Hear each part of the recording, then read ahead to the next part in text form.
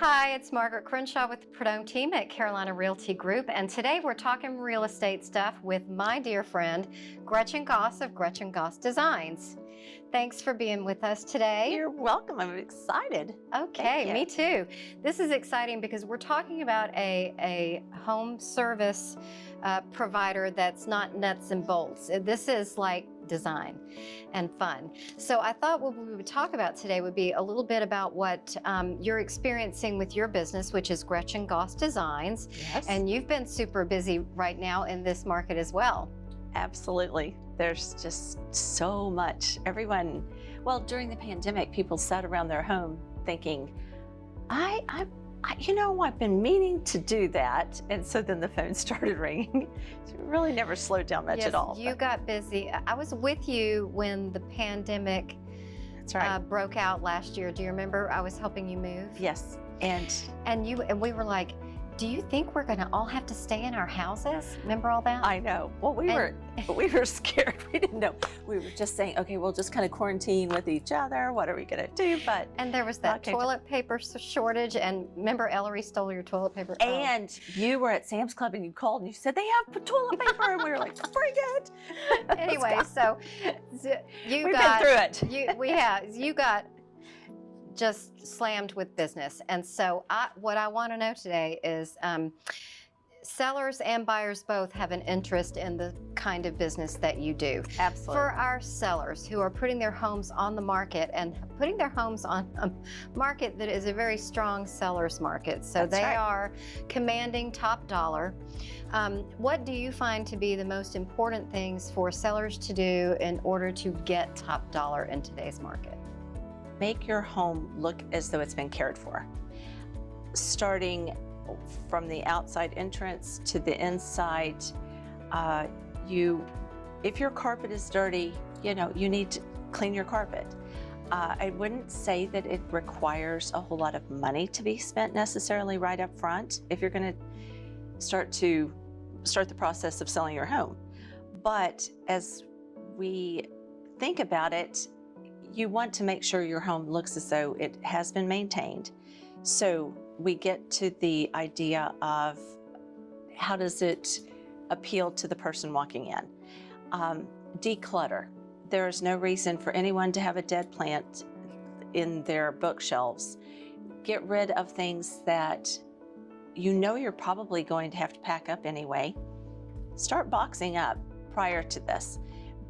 Get rid of the things that have been, if you have 100 pairs of shoes in your closet and it looks as though you have a small closet, get rid of the ones that aren't in season for right now. Pack them away, because you're trying to make your home look as though it's at its top square footage, main real estate that looks really nice. Would it make sense for a seller then to maybe grab a storage unit for those few months where they're going to pack up? So why put it up in the attic? Exactly. Take it out of the house. Exactly. And if you don't want to get rid of it, then you could at least hold on to it and it's right. out of the and house. Anything you can do, if you're going to box it up anyway in the future, start to do that now. It doesn't mean you have to take away every family photo. I think that's kind of a realtor type suggestion, because you want the new buyer to be able to picture themselves in your home. But you can show that you've had some great family memories in the home. But also, if you have 47 pictures with magnets on your refrigerator of your grandchildren, that's probably a good time to put those in a box and clean things up. So I would just say, number one, declutter. Leading on to that, when it comes time that you actually do come around to showing your home, make sure you turn on the lights. Make sure it has a bright, cheerful feeling to the home. So appealing to a buyer's senses, every single sense, that Right. there is. Right. Sight, sound, smell. Right. So back to clean carpet. Make sure that it looks like you have maintained your home. Make sure the house smells good. Sure, baking some brownies doesn't hurt. Well, I love diffusers. And diffusers are a great plan. Yeah. But make sure that the lighting has a nice bright feel to it. I went home the other day in discussion of remodeling a bathroom, and they had 3 lights over each vanity. And out of all of them, none of the light bulbs matched. The colors were all different. The brightness was all different. It doesn't feel as though they knew what they were doing. Exactly. Yeah. So just walk around with a discerning eye like that, in that, oh, this is one place I could change a few light bulbs, not a lot of money, and make people not notice those particular things. Sure. They walk in and say, oh, this bathroom looks lovely. And like you talked about getting rid of dead plants, maybe a nice new plant somewhere, or even Absolutely. some fresh cut flowers on a table or in an entryway. Yeah, I'm glad you mentioned entryway, because that's a place where people tend to drop a lot of their mail and their keys, and that needs to go somewhere else. The people, that's the first entrance into your home. Make sure that feels like it really is welcoming to them. If there aren't as many visible problems, probably putting them at ease that the home has been well taken care of, and that there may not be any interior problems that they're not aware of. I think anytime that you can show your best foot forward, and if you've had, for some reason, and in the South we get a lot of this, sometimes the vents tend to have condensation around them, so you get a water stain on the ceiling. You can repair that, but make sure you repair the water mark, because then that tends for people to look for further. Oh dear, there was a leak or something. Yeah. Absolutely. If you can go in and repair any wood rot prior to putting the house on the market, it'll have to be done in the end anyway. So it does give the buyer more of a sense of maintenance to the home. And I think anyone's more comfortable knowing that they're spending money on a well-maintained home. Makes for a much smoother transaction as well. Clean your oven, clean things. It's not hard, but you are going to have to put a little thought into it to get the top dollar that you're describing. That's right. And I think it's worth it. Yeah, I think it's worth it. So speaking of money, that was the next question. So kind of doing a declutter, a cleanup, and a punch list how much of a investment is that for a seller? Is that going to cost a lot of money? I think it's certainly up to you. If you are asking for the top dollar and you look around your home and you do have stains on the carpet, you haven't painted in 20 years, I mean, maybe this is a time. Now, it doesn't mean the people won't come in and redo that, but if you need to replace the carpet, old carpeting doesn't smell good, and it drives people away. That's so true. So we were just assuming that some of the, of course, most obvious color choices for painting now are the pale grays with the white bright trim. Right. You don't necessarily have to go that far if it's not in your budget to start painting, but do a touch-up of what you've got. Of what you've got, yes, absolutely. That would help with dings and scratches and nail holes. Absolutely. Absolutely. I heard recently that there's a paint shortage. Someone told me that. So there's a paint shortage because everyone wants to repaint. The new colors, the new, it's hard to do. There's a lot of renovation going on. That's one thing in Hilton Head. We have a lot of old inventory, and people have been very happy in their second home or even their first home for years. So there is quite an ability to remodel in some of these older homes. Yes. And a fresh coat of paint is by far the easiest thing to do. Yeah. I'm not sure the Hilton Head market is ritzy enough for this, but I have heard from other areas that sellers are actually just completely moving out, getting all their furniture and belongings out, and they're having their homes staged to sell. Have you noticed that's happening here? I think what I've seen personally is maybe a little bit different than that. The people have gone ahead to move, and if their home is still sitting here, they do stage it. It's a good way to show what that space could be used for. If you have several living rooms, one living room can be a little more formal, one can be a little more casual, and one can be an office. There are ways that you can direct people's vision for themselves by staging. I haven't necessarily had to do a lot of that because the market's so hot. Moving so fast.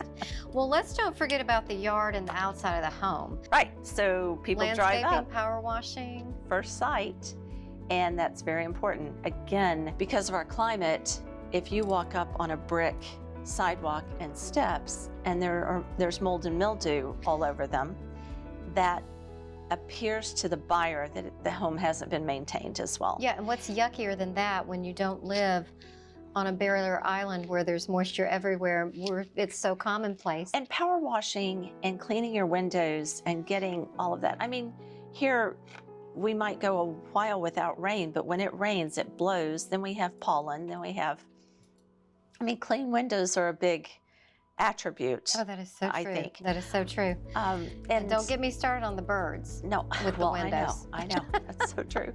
But back to the landscaping part as well. Mm-hmm. So many times, one of the first things people do when they have purchased the home is hire a landscaper to come in and clean it out, clean out the dead palms. Mm-hmm. And then that changes the lighting of the home. As a buyer, that's what you want. As a seller, you can pre-do that for the listing. So it may cost a little more, but you have enhanced the first initial sight. impression. Exactly. Yeah, so important to do that. So what I want to know is then, in what instances does the seller need to be the one that actually does the complete renovation? I mean, are you seeing that as much, or just hit the punch list, make everything look good, and then let the buyer do the updates? I haven't been involved as in big renovations from a seller. I have been involved in kind of the maintenance punch list prior to the selling, which is always good money spent. I do know that anyone that has remodeled their home, it sells in an instant. So saying that to the buyer, if you're going to put a lot of money into a renovation, is that going to be exactly the way the next buyer is going to want it?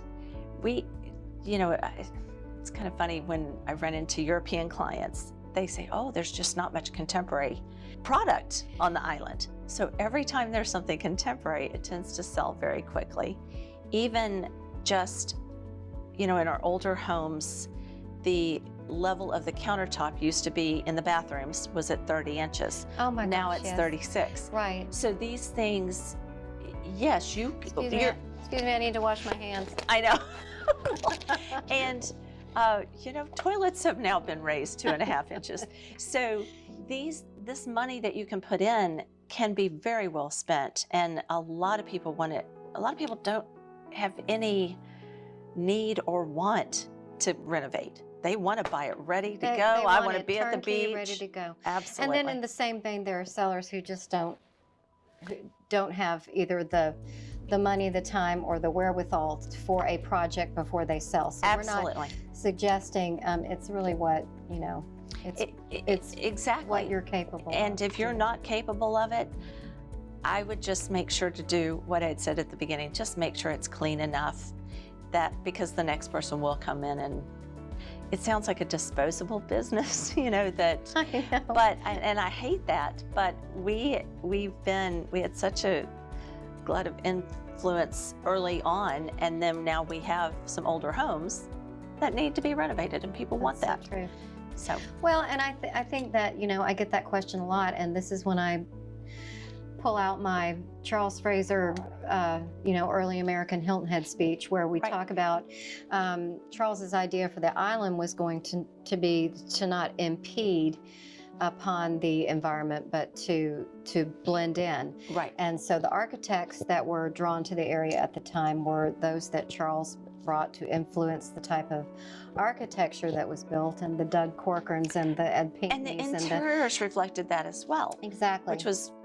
Which was just a great concept. And I mean, we still need to keep in that direction. I'd really love to see that. Yeah. I'd really love to see that. And I know you do a really good job with that, because you can be as contemporary as any designer from a major big city, but you somehow seem to keep the Hilton Head vibe. I like to make sure I get inside the client's head But it takes a lot of advising. I mean, people pretty much know a lot of what they don't want. They don't always know exactly how to get what they want. So I try to work through that whole process with them. What are the trends that you're seeing right now? Like shiplap has just been the thing forever, and you were the one that taught me that word. Thank you. I know. Well, I'm sure I learned it from someone else.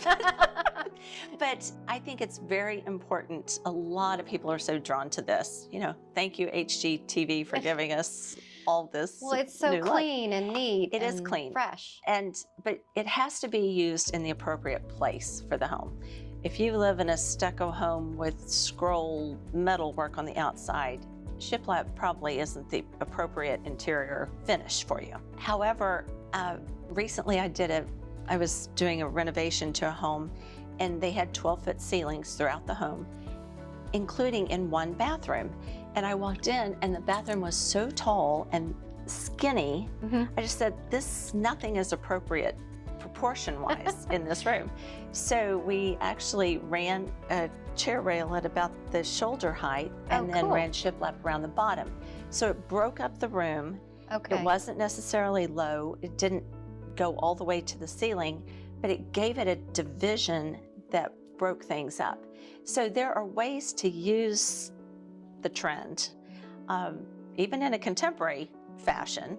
That's great. I happen to like it a lot on ceilings because I think ceilings can be kind of boring. So you can put some shiplap on, get texture, get some reflection if it's sprayed properly, and it can work really well. Isn't that also a great remedy for instead of scraping popcorn? Is just Popcorn ceilings, cover them right up. Just put that shiplap right up there. I know, I've done it many a time. I really like it. Yeah. I like the shiplap on the ceiling. I think people are drawn mostly to molding. People like wood, and so this gives you just one more opportunity to use it. Right. It's great. I'm doing some shiplap right now in a bathroom where I'm painting it all a dark gray and putting it on the ceiling, and the cabinetry is all in a dark gray.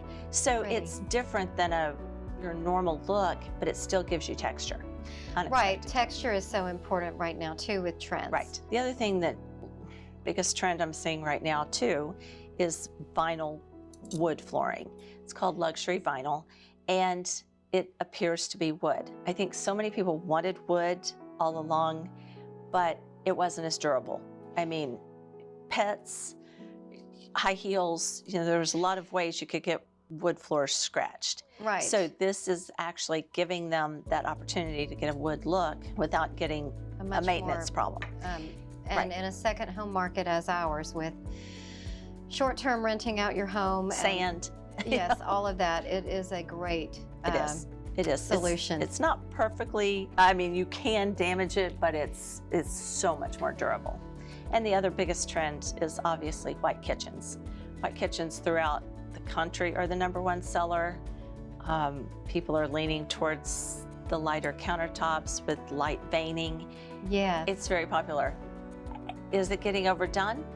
Maybe. I mean, it's hard not to, but. I just had lunch hello Allison, with my client today, and she was talking about how she would tear out pages from her mother's Better Homes and Garden, even from, when she was a girl. Right. She was drawn to white kitchens.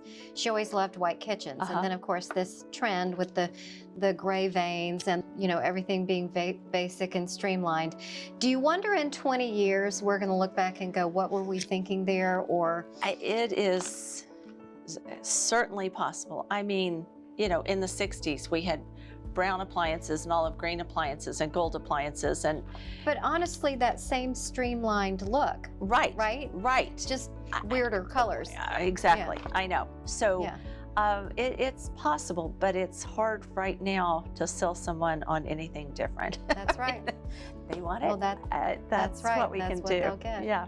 So, well, thank you so much for you're coming so and speaking welcome. with us today. I've had a great time. This has been a great discussion. I know you've answered a lot of my questions, and I'm hoping that the viewers that had those same sort of questions will find it useful as well. So thanks for joining us today, and join us again next week as we're talking real estate stuff with another home service provider.